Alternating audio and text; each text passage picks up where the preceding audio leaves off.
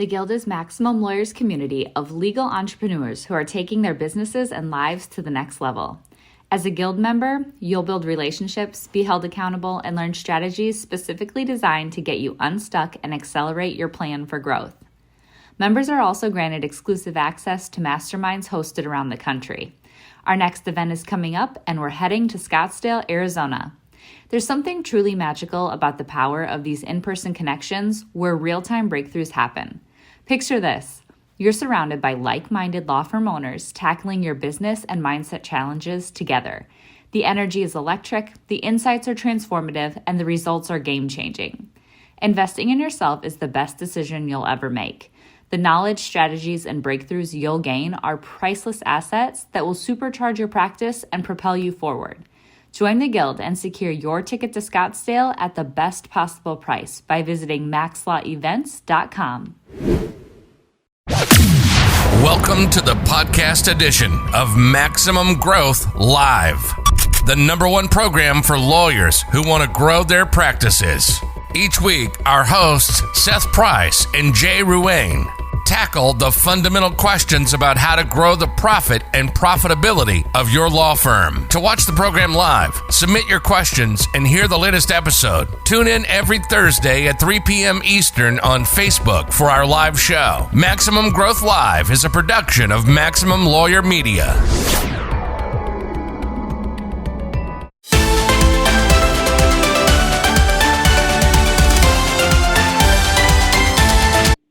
Hello, and welcome to another edition of Maximum Growth Live. I am one of your hosts, Jay Ruane, CEO of FirmFlex, a social media marketing company for lawyers, as well as the managing partner of Ruane Attorneys in Shelton, Connecticut. We do civil rights, we do criminal, but more importantly, this guy right here, Seth Price, all things SEO, founder of Blue Shark Digital, and managing partner of Price Benowitz in DC, in Maryland, in Virginia, in South Carolina, in Alaska, in Hawaii, in Peru. They're everywhere. Seth, how you doing this week? I'm doing great. I'm excited. South Carolina is exploding. We're up to 3 lawyers, which is pretty freaking cool. It is. Cool. Now you can buy a vacation house on the Isle of Palms, and you can, I can come down there and use it every summer, and you can deduct the whole thing, and it's a freebie to me, right? And I'm tickled because we would not have that but for Dane Phillips joining us thanks to Max LawCon. So, the fact that this world and what we're doing here has helped build the firm is just awesome. And for those who don't know, Max LawCon is an annual seminar put on by Maximum Lawyer. Maximum Lawyer is a podcast. We are syndicated on the Maximum Lawyer podcast, as well as our own standalone podcast. And we broadcast this show every week live in the Facebook group, Maximum Lawyer. You can certainly join that group. You can subscribe to the Maximum Lawyer podcast. You can subscribe to ours or watch us on any one of our live platforms. So, Seth, what we have this week is a visit with a friend of both yours and mine. I've gotten to know him through John Fisher's Mastermind. And it's funny, you keep hearing the same names come up and over and over again. You got Fisher's Mastermind, which is phenomenal if you want to tackle one hairy problem in your firm.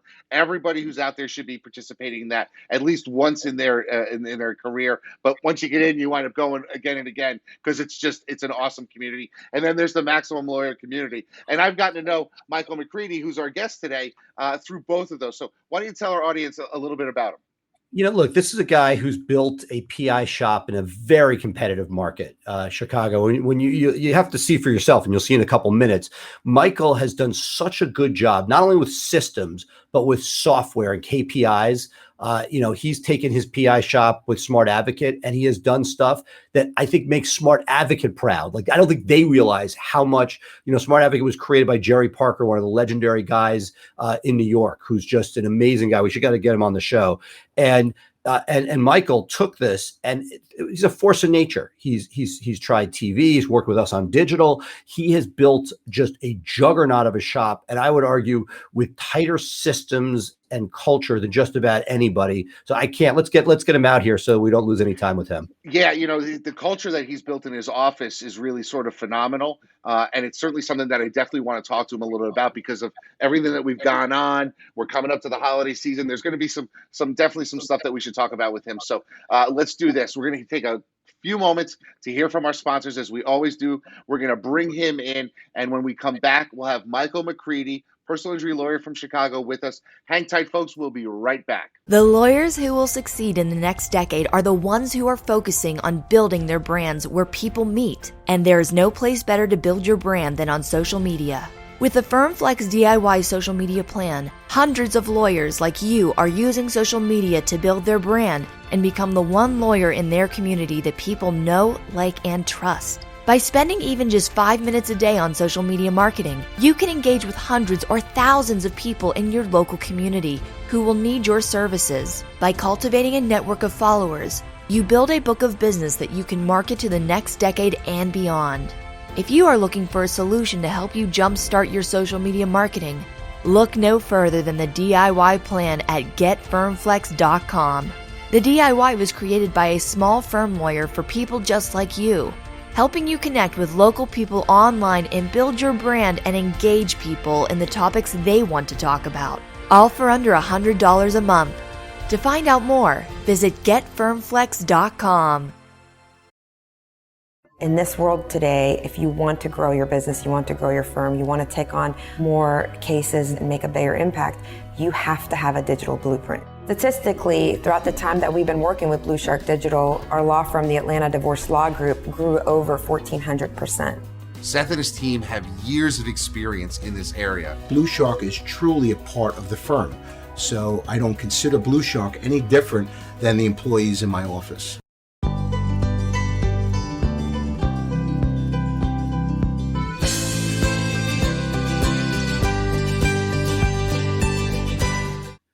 Michael, great to have you here. So excited to dive deep into what's going on within your shop. We've all been struggling with, during COVID and keeping systems in place that Jay talks a lot about. You've done a great job of not just systematizing a firm, but it appears during COVID coming up with interesting ways to try to keep those systems going. Talk to us a little bit about how in a very competitive market, you've been able to keep a ship running with as many people as you have. Yeah, thanks, Seth. Thanks, Jay. Happy to be here. So COVID has presented a lot of challenges from an administrative standpoint, also from delivering the legal services. So when we shut down, we're in Chicago, and we had a full shutdown in March for about 2.5, 3 months. I had a firm-wide meeting on Zoom. This is when Zoom was still kind of new and interesting. I know everybody's tired of Zoom at this point, but we had a firm-wide meeting, and my message to the team was, let's take this opportunity. We're not going to struggle. We're going to come out stronger. And what can we do to position ourselves to benefit and to come out stronger at the end of this, not knowing when the end was going to be, of course. So we had a very rough month of April and May, and then things started opening up again. I run a personal injury practice, about 60% automobile cases, 30% premises cases. So when the economy is shut down, people just aren't out, and there's just not that many accidents. So we took the time of the complete shutdown to review a lot of our processes and procedures. We reviewed all of our forms. When you've got a firm that has enough clients, you have to systemize it, and you have to have forms. You can't reinvent the wheel with every single pleading that you have, every single letter that you have.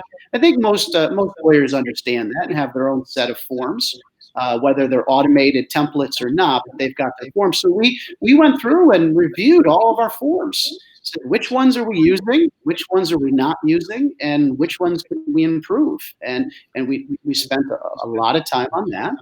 But the point is, we reviewed all of our systems from top to bottom with the expectation that things were going to change, and we need to change and adapt. And how can we improve during this period of time? Part of it is keeping the your team motivated, and during the non-pandemic time, you go around, you pat someone in the back, you say hello. You could actually tell by body language how somebody's doing. How have you adapted to keeping morale up and keeping people motivated in a time where you don't have as many touches with them? Well, it's certainly been a struggle. I can't say that I have any magic answers. I think what helped our firm was what we had in place before COVID-19. And you can't plan for that. Nobody expected a pandemic and a complete shutdown of the economy. But for years, we have been working completely electronically. I've got 4 offices. We all work interdependent. Many of my staff don't even see each other except in person at a Christmas party, but know each other very, very well just through the means of communication that we have. So when I sent everybody home, it was a Friday. I said, everybody take their voice over IP phones home with them, plug them into the internet, made sure everybody had a computer, everybody could log into our system. And Monday morning, I mean, we never missed a beat. So logistically, it was okay for us. But from a culture standpoint, I think that a lot of the groundwork was already built, which has allowed us to continue. If you don't have a strong culture, if you don't have people that love what they're doing and believe in your vision and what you're doing, sending them to work at home is a nightmare. We do have extensive metrics that we keep track of in terms of productivity and so forth and so on. But frankly, we really haven't needed to enforce very much of that because everybody's doing what they did when they were in the office. You have the multiple offices as we do. Something that I've experimented with mixed results. I'm wondering how you've done is to keeping a video chat going to try to simulate some of the interpersonal that they might get in the office, even pre-COVID, where we have multiple offices and there might be an admin by themselves at a satellite location. Have you had any either positive or negative experience using sort of a video hangout that people can participate in when needed, unmute and ask questions, so you get some of that serendipity rather than waiting for more formal meetings? We haven't found that to be effective in our firm. Listen, Zoom meetings were cool and unusual in March. And then by the time April rolls around, everybody's not another Zoom meeting. Well, I was talking about like just an ongoing, and Jay and I have talked about this, the ongoing video hangout, so that it's basically, I'm trying to figure out ways to keep people not being isolated. They're doing their work, and in theory, they know what they're doing. They've pivoted into that. But if you're working in your own world, our intake team, for example, normally can shout around the room, hey, I got a client asking about this. Anybody have any experience? And you lose that. Is there any sort of chat and or video chat that you've been able to use to sort of help simulate what you did have, at least for the people that were together before? No, we really haven't. We communicate primarily electronically between the offices. We use Teams, just like a Slack, right. And we're bouncing things between everybody all the time. I think it's a good point. It may work. Also, I've got a lot of different personalities in the firm. We all respect each other. We all work together, but we're not necessarily buddies. As my firm has grown, when it was me and 3, 4, 5 people, I was just one of the team. We'd go out for a beer after work on Friday. Right. That's not the case anymore, is it? Yeah, but now I'm the boss. Gotcha. I feel you. I need to separate myself.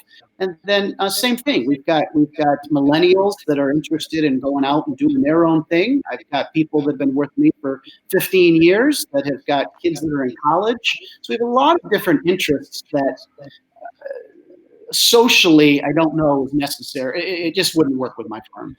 You were talking about some ideas. We're all trying to figure out holiday parties coming up. Maryland just reduced the percentage of people, 20 people max at an event, restaurants, 25% capacity. You had some creative ideas of what you're thinking about holiday party wise. Yeah, so the holiday party is a really big deal at my firm. It's because it's for me. I mean, I really look forward to it. Last year, we vary from year to year. So one year we will do staff and spouses, and then another year we'll have a big party where we invite our referring attorneys and doctors that we work with. So one year we rented out the House of Blues for a big party. Last year, we went to a really nice steak restaurant in downtown Chicago with just spouses. And last year, the thing about the holiday party is it's not about me, right? It's not about my ego. I don't need anybody to say, oh, Mike. No, it's for everybody else to get together and their spouses to get together. And people, when we have the various offices, it's one time a year they're in the same room together. And last year we had dinner. We did everything we normally do. The bar closed at 9:30, and I'm not kidding you. No one left. Okay, no one from the Christmas party. Listen, the bar closes, everybody leaves, right? It gets to be 10:30, and the restaurant kicks us out. But to me, I just sat around and watched and was so proud of everybody that was there at the firm and their interactions, and even their spouses. Oh, I can't believe you work with, you work with Ray. And it was wonderful. So that's the history of our holiday parties. I looked into having a holiday party in person, and it's just not happening. It's no matter how much I want to do it, it's not safe. And now Chicago is shut down again, so it's just not feasible. So we're investigating a virtual holiday party, and I didn't even want to do it because I was afraid a virtual holiday party would suck. But we have gotten some pretty creative ideas, and we are in the process of implementing some of those. So here's what we're working on, and I'd love if anybody else who's listening to the podcast has any other ideas to share them, because to make a virtual holiday party is a challenge. So the first thing we're doing is we're hiring a comedian to be the MC. The holiday party has to have a very, very strict schedule. It cannot be free form. It cannot be 30 people on Zoom and everybody talking. Hey, how are you? How are you? There's got to be a structure for it. So the comedian is going to act as the MC. He's going to send out a questionnaire to the firm with some questions that he'll be able to use for his material. Couple other things we're doing is there's a website called cameo.com where you can get minor celebrities to give a personalized video. So we're here in Illinois, and our former governor, Rod Blagojevich, went to jail. He's now on Cameo. So for, I think, $75, we're going to have Rod Blagojevich wish everybody at the firm a very happy holiday. And you get him to say whatever you want. We're also going to use pre-recorded videos of referring attorneys that we work with, doctors that we work with. Just a real quick, hey, everybody at McCreedy Law, here's a shout out from Dr. So-and-so. Want to wish you a happy holiday. I love working with you guys, and intersperse those throughout the evening. It's a holiday party, so it has to involve drinking for some people.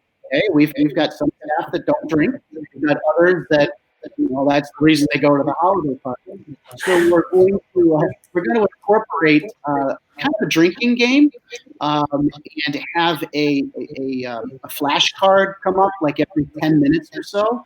Like when the CLEs, when they put the number up, you have to write that. Right. So if you have a dog, take a drink. Okay, and even people that aren't drinking alcohol, I mean, if they have water or pop or something like that, so just something that will encourage people to drink. There was one card that said, have the number of drinks as the number of countries that you've visited. And I travel a lot. I've been to 31 countries. So we're trying to do that. 4. Yeah, well, I mean, that's doable, right? What else? We do a white elephant, which is like a gag gift every year. Usually we do it, and you can steal from the person.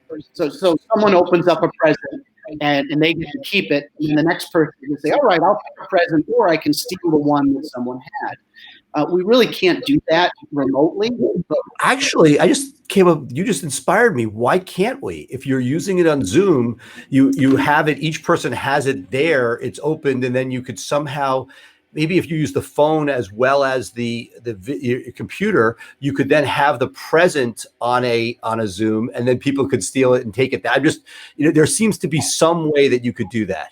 You could, but here's the problem: is that when you're doing it live, you physically move the present, right? So you just stole my present, and now my bottle of scotch is sitting in front of you, and then Jay comes along and says, "Oh no, I'm going to take that."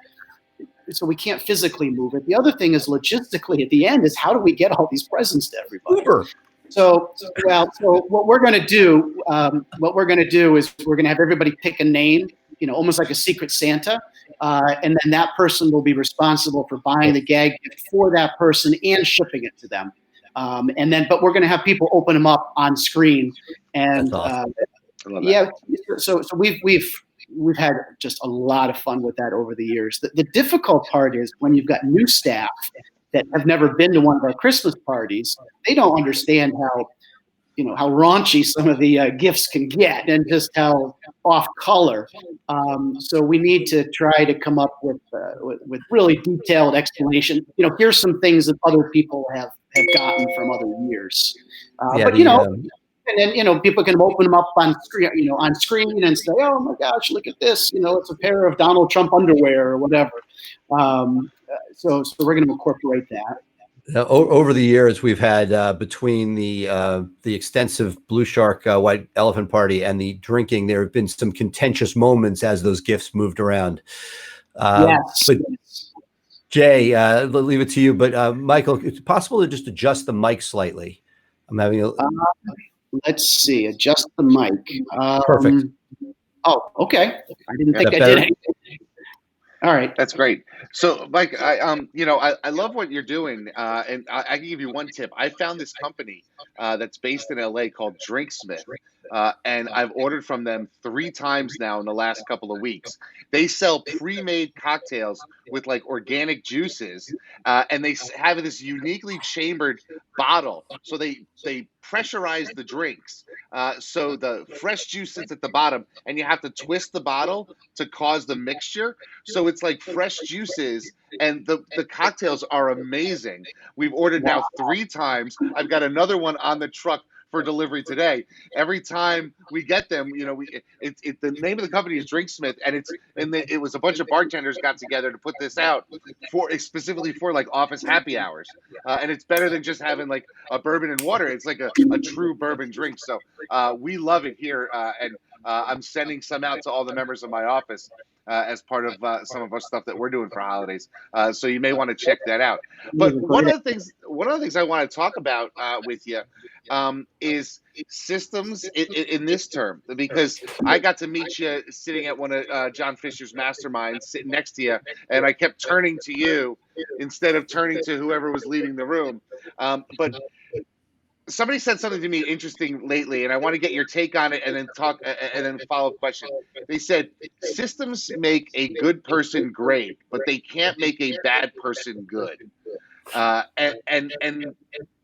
I want to know if you agree with that. And then the second question is, COVID, Corona, whatever you want to call it, has really challenged the way our firms are operating now.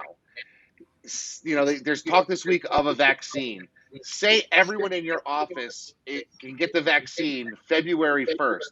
Does that mean February 2nd, we're just open back to business the way it used to be? Or is there stuff that you can take from what we've gone through over the last 8, 10, 12 months at that point and make your firm even better? Yeah, let me address that part first, because we've had the executive team talk about this quite a bit.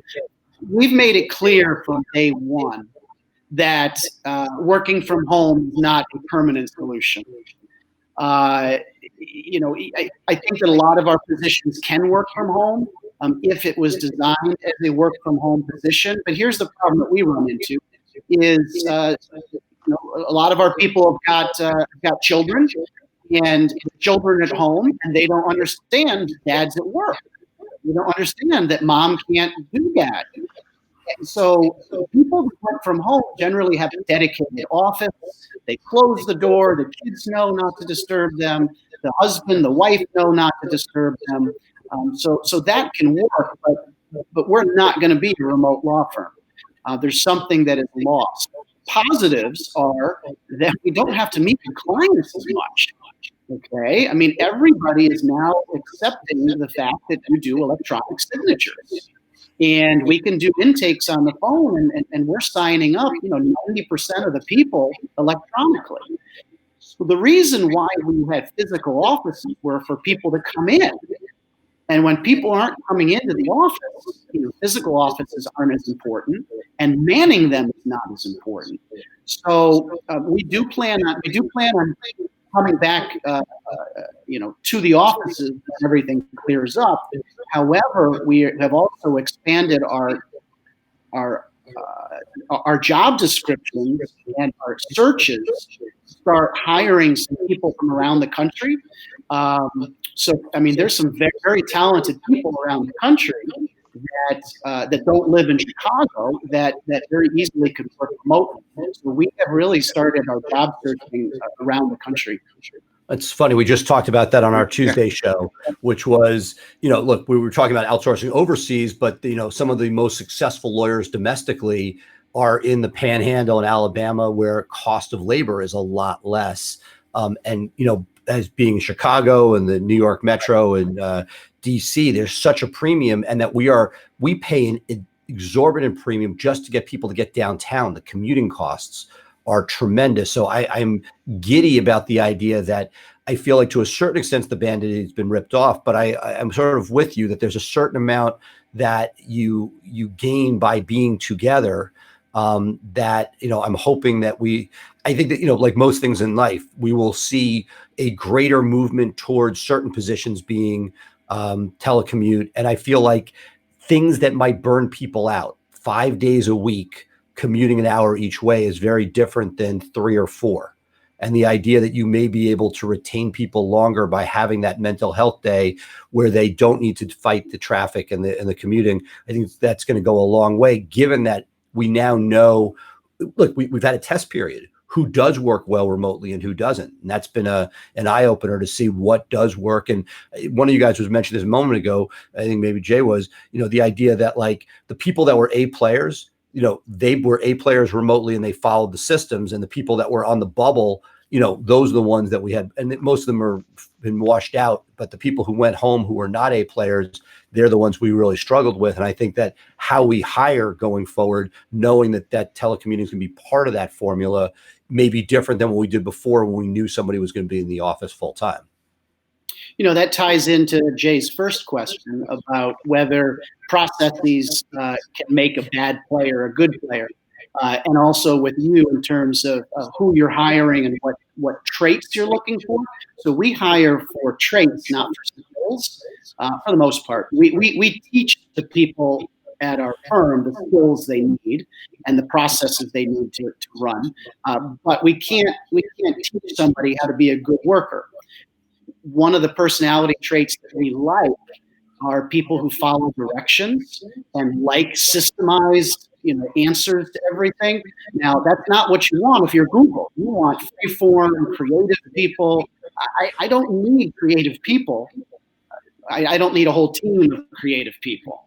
Okay, I need people that can do the work and follow the systems in the way that we've set them up. Certainly, there's room for analysis, and there has to be. But if you have that personality trait, if you have somebody that just wants to do things their own way and rebels, that's not going to fit within our firm.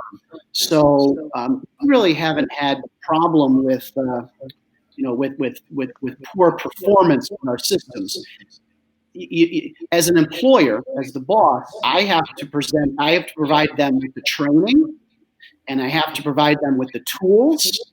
Okay, if I give them the training and the tools, then they're on their own, because you should be able to succeed. If you can't succeed with our training and with our tools, then the question is either you don't have the mental capacity, you're just not quick enough to do it, or you're not a hard enough worker. And I guess what I'm giddy about is the idea that right now, and I guess I will say for myself, I hate to admit it, but there are times we have a limitation. We have so many applicants that are willing to get to our office on a daily basis. The idea that you're doing a national search gives you so much more of an opportunity to find people that will fall into your systems. You may get somebody who's like, they have 6 out of 10 things, but you can get them to come to the office on Monday. Whereas I'm cautiously optimistic that as we move borders around, that we will be able to get 8 or 9 of our 10 things that we really want more easily. That, again, maybe it's different in your market, but I've had issues where, we get people that might be great, but we can't make it worth their while to get downtown. I'd love to be at a point where I'm able to get some of those people that were 8, 9, 10s that I just couldn't grab otherwise. Yeah. So the way that I look at it is, you guys both run firms and they're respected and they're a good firm culture. It's a great place to work, right? I mean, I'm not saying anything that people at my firm wouldn't tell you. We're very careful about who we let in as part of the team, but there are a lot of A players out there that are working for C law firms, and they're not being challenged. They've been doing it forever. And so we really try to appeal to those kind of people that aren't necessarily looking for a job.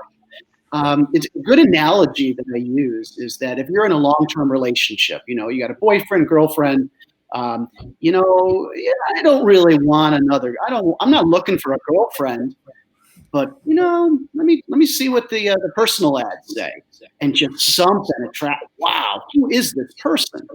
And that's kind of how we look at our job search. Is we're looking for the people that are comfortable. They've got a job, really good at what they do, but they know that they can be better. They know there are better places to work out there, and we try to appeal to them. And I've had people tell us that I wasn't even looking for a job, but your job posting spoke to me. More than one person has said our job posting has spoke to them. I look at social media as one of our greatest recruiting tools. Is people that are looking at our firm to work there to look, and our social media is who we are, right? It celebrates birthdays and accomplishments and fundraisers that we're doing, and we're a fun place to work, and that's the kind of person that we want to attract. Just give me an idea. I don't think we do our birthdays on social media. That's a great idea. What do you do anything? Something we've had some success with internal recruiting. Having a bounty for people with the firm, bringing their friends who may not be looking, but knowing that it means something to their bottom line if they bring in good people. Yeah, you and I have talked about this. I've never implemented a bounty, but I will say that some of my best hires have been recommendations. Hey, my friend's been working at such and such a firm for 15 years. Now I've got a little bit with working in person. I've got a little bit of a different dynamic than you. My main office is on the south side of Chicago. And so an attractive part of working at my office is not having to go downtown. All right. So we have attracted some really high quality people that just don't want to go downtown anymore. And now they can come to our South Side office. The drawback of being on the South Side is we limit the geographic scope of the people that can come to our office. So anybody on the North Side is not going to travel all the way to the South Side to come to our firm. But we've got downtown space. So we try to get the best people. Price Benno told that has satellite offices out there, the main office being downtown, but I live this experience. I get it. I had Blue Shark when it started in Bethesda, Maryland, walking distance from my house, which was freaking awesome. But people from Virginia didn't want to come to Maryland. So by putting something in DC, you'd get the people that could come from anywhere.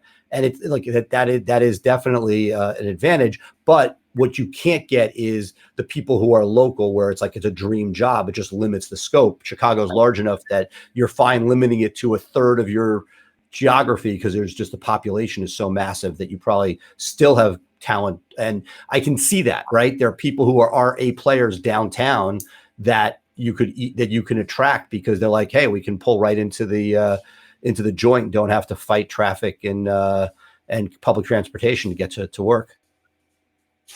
I mean, I've hired attorneys that literally live in my neighborhood. I used to live a mile from my office, and you can't underestimate how nice it is to avoid a commute.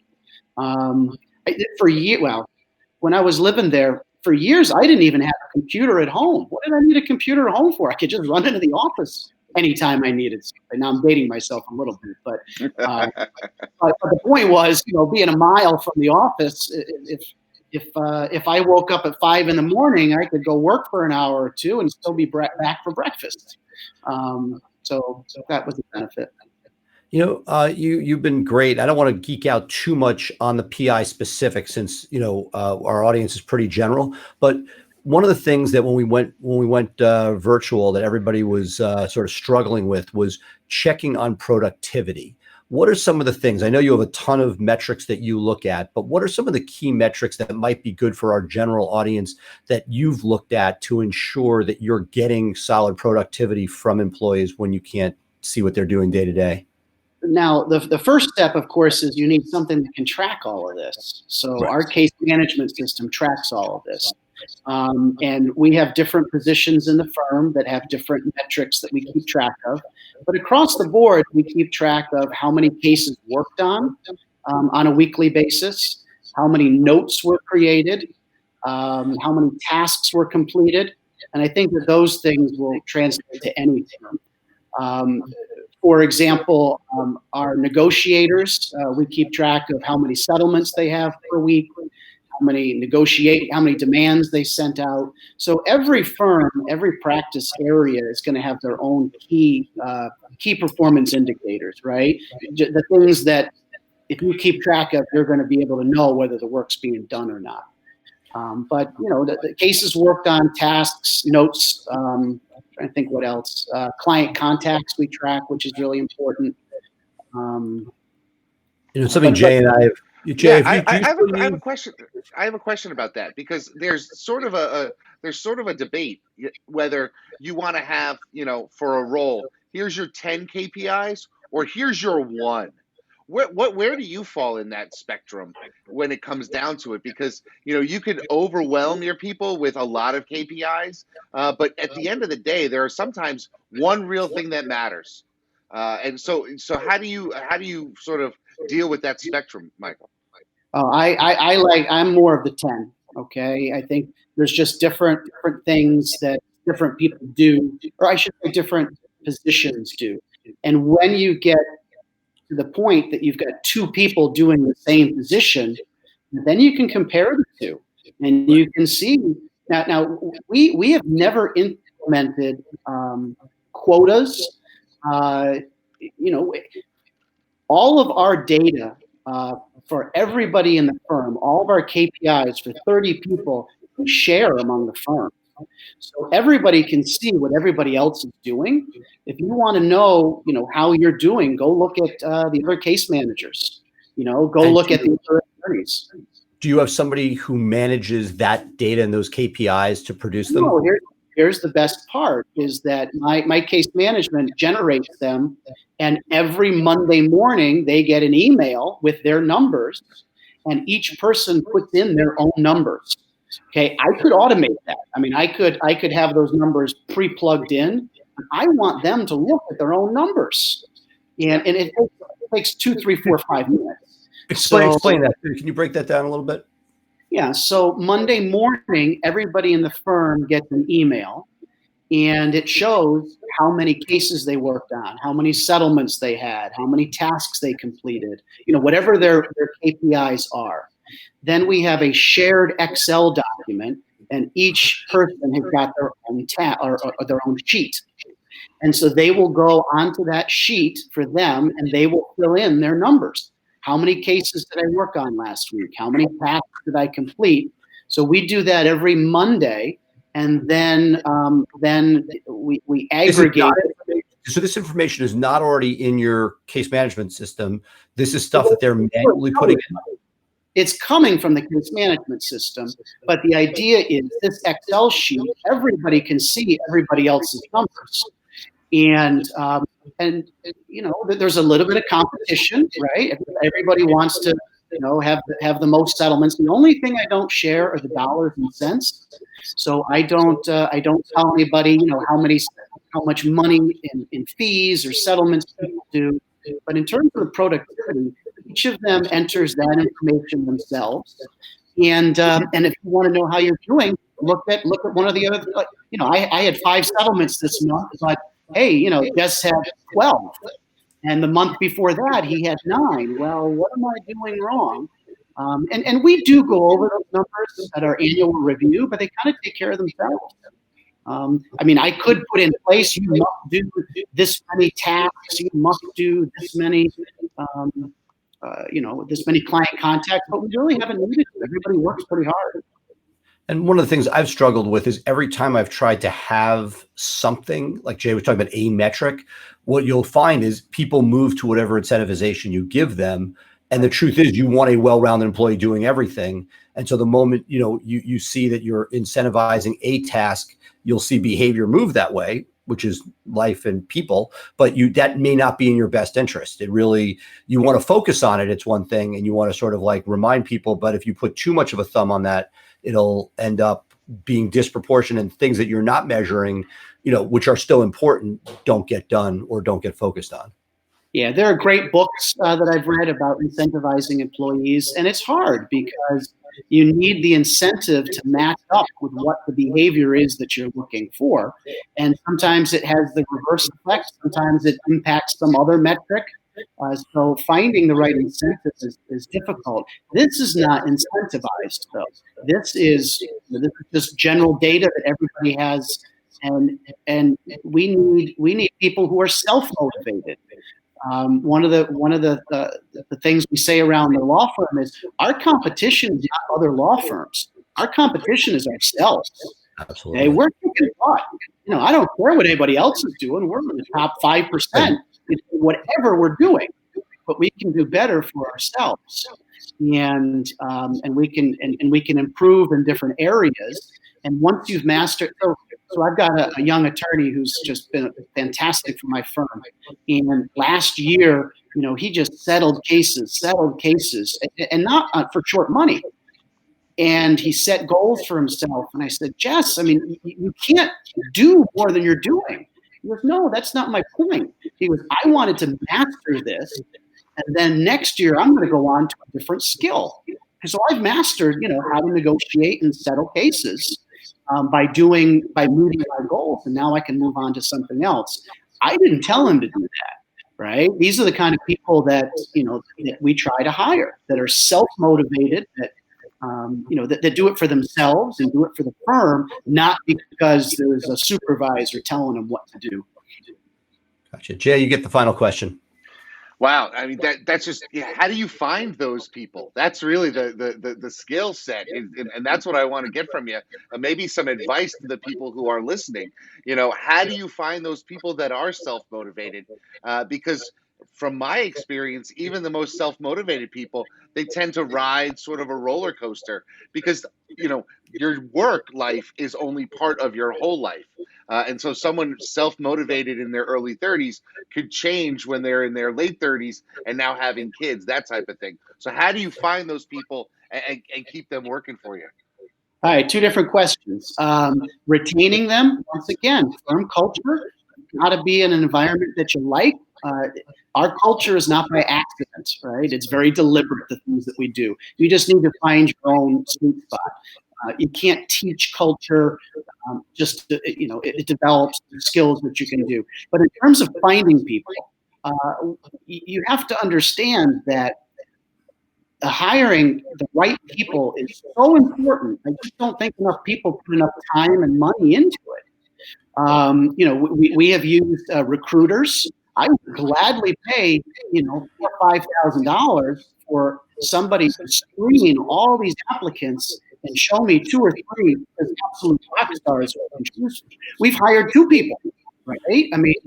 When we have in the NFL draft, okay, you draft the best player, even if you don't need that position.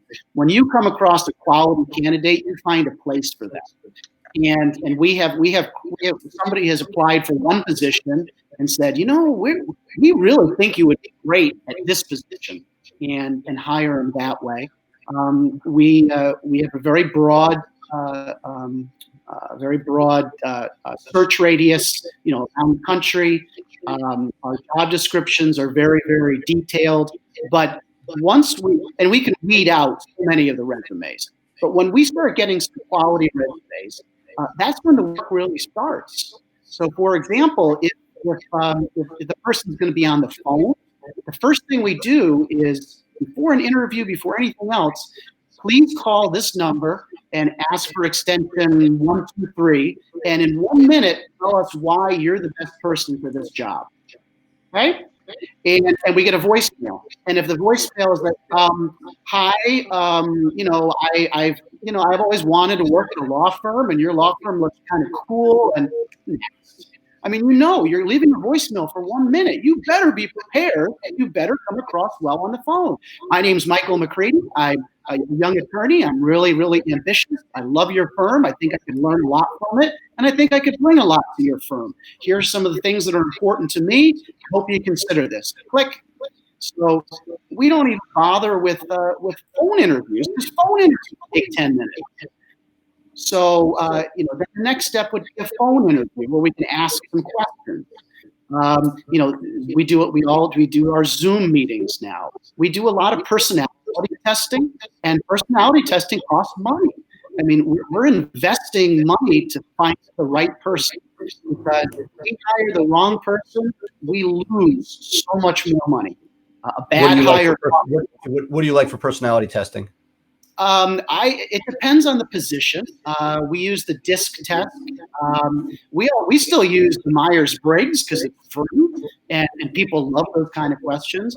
But for higher level stuff, I use Jay Henderson's test, Axiomatics. But they're pricey. It's $150, $250. But when we're hiring attorneys, or high-level hires, I would never hire somebody without that test. When you see how spot on it is. All right, so here's the thing with testing, okay? The testing for me gets a lot of red flags, all right, that I might not have seen. They might have aced the interview. They might have aced their resume, but personality testing will show you. Now, everybody's got their own predilections and their own personality. What you really need to watch for are ones that are so ingrained that nothing you can do is going to change them of that personality trait, okay? And that's not always bad. But once we know what those traits are, then we can accommodate them and make sure they fit within the system. Here's a perfect example. I've got one of my star employees off the charts with status and recognition. Okay, just loves status and recognition. So that, of course, translates to pay. I've got to pay him well, but it's much more than that. Is that, when he settles a case, we make a real point to say, hey, so-and-so just settled this case, and this is what he did firm-wide. So when you know these things about people, how they communicate, some people are introverted. Some people just will not come to my firm administrator, or won't come to me. We have to go to them. So all these things, you're trying to create a team, and you're trying to find the best people to fit in the best positions. And work together as a team. And just I'll finish up with one thing that I learned a couple years ago that I really liked. So I started my firm, and I always felt it was a family, right? We treated everybody like family, and it's a great analogy. And it should be. However, if every family might have a crazy Uncle Al, okay? Some relative who's just a nut or just not a pleasant person. He's your family. There's nothing you can do about him. So we changed the analogy as we're a team. And now everybody is on the team, and you owe a responsibility to everybody else to carry your weight, to act as a team. You never say, that's not my job. You help everybody else. And if you can't help the team, we're going to replace you. We can't replace a family member.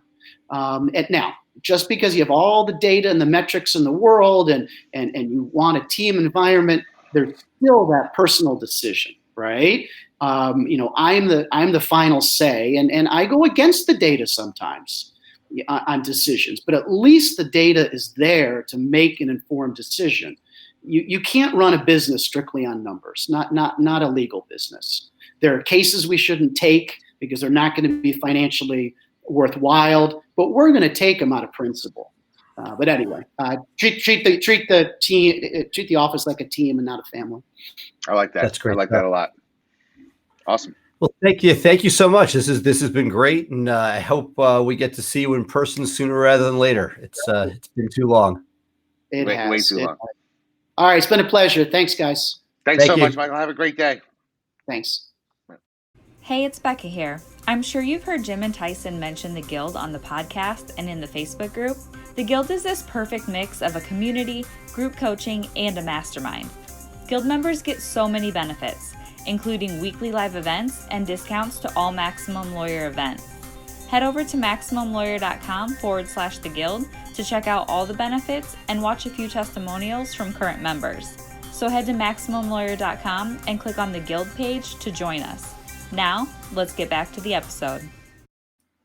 All right, Seth. Wow. I always say we're going to do another half-hour show today, and we never go a half hour, but that was just an hour of pure gold. I mean, almost an hour, of course. But I got to tell you, I've got from notes that I've taken to myself like 6 or 7 takeaways, just the stuff that I want to be thinking about over the next couple of days. What were your takeaways? No, absolutely. Look, he does stuff. I mean, I've spoken to Michael a lot, so there's things that he's actually helped, and we've sat down and looked at Smart Advocate with him as a firm. But little things, I'm doing social media. I hate the sort of regurgitated social feed that a firm needs, but he's like, yeah, put birthdays on there. We're already doing them internally. Why aren't they being done externally? He does a great job of sort of his recruiting process. I feel like, look, I have a full-time recruiter. We do a good job, but I see this and I'm like, hey, we got a long way to go. We could continue to raise the bar. And it dovetails to our last conversation, which is moving the geographic boundaries so we can get the people that fit the culture and have that internal drive. And something, again, I struggle with, talked about on the show, the idea that because of geographic limitations, I feel sometimes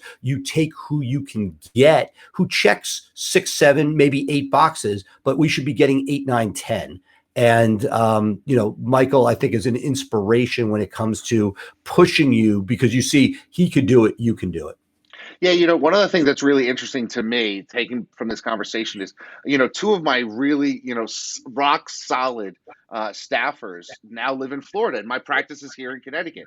Now, they were with me here in Connecticut and subsequently moved, and technology allowed it to do it. And I'm thinking to myself while we're having this conversation, maybe there's somebody who's a rock star that's the perfect fit for us in, Tahlequah, Oklahoma, or in, Des Moines, Iowa. And maybe I should be expanding my footprint, even looking for some of the intake positions, the legal administrator positions, that type of thing. Because it really, with technology, there's no reason necessarily to limit yourself just to a small geographic footprint, unless that's something that you're specifically looking for, in the office, that type of thing. And look, with domestic hires, at least for now, you can fly those people in. So it's not like they can't come for a period of time for training. Given that everything's online anyway, they may just be getting that initial day or two. And that's what we did. We just onboarded 2 South Carolina lawyers over the last couple of days to expand the criminal footprint down there. And in doing so, they each flew up. They'd already done a Zoom with everybody. And then they got the second touch where they got to see people in person. Again, it is not, look, we are already trying this. It is not easy because you have 2 things. You also have the person at the other end where, very often when people are looking for jobs, there's so many scams and different jobs. Part of the reason I think Craigslist has failed to deliver is that it got too flooded. You couldn't find the real jobs in there because there were so many get rich quick things going on that people moved to Indeed, very expensive for us. So while I'm playing that game, it is not easy. You can put your ads around the country. We've also experimented. Indeed has a program called Indeed Hire, where it's a 10% placement fee. So it's not extraordinary compared to a local group that might be 15 to 25%, where they essentially put those ads out there and you only pay when you hire.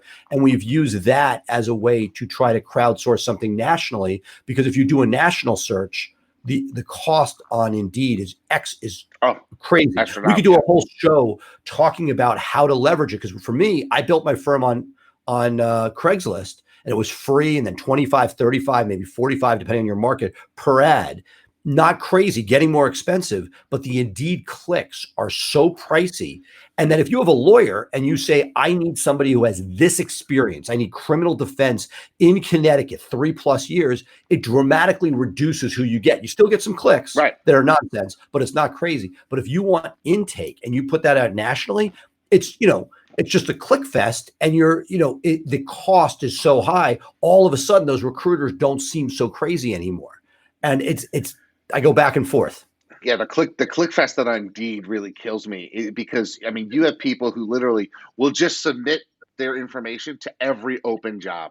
Like that, that's their, you'll put somebody else for intake and you'll get somebody who's a warehouse worker, and you're saying, you're not what we're looking for. We're not what you're looking for. And, I just paid for your resume that we're never going to actually go through. Right. And look, but right now, at least in our market, it is still very, very powerful.